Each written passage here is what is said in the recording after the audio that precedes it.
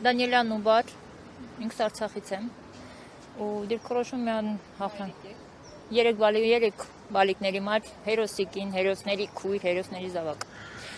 Ու այդ ընդհանրապես կապ չունի, ես պայքարելու եմ մինչև վերջ, որ բոլոր երեխաները, ընդհանրապես բոլորը, հայ ազգը, ապրի մի երկրում, որտեղ անվտանգ է, որտեղ կարան պրոստը արտահայտվեն ու հպարտ լինեն։ Ու ոչ թե, եթե արտահայտվեն ու հայտնվեն այս իրավիճակում, մենք ձայնազուրկ չենք, մենք ապրելու իրավունք ունենք լիարժեք։ Ու այնքան ենք մնալու ստեղ, միջև հասնենք նրան, որ այս խեղճ երեխեքը երկրորդ եռաբլուր չունենանք։ Ուղղակի, միանշանակ, միջև վերջ։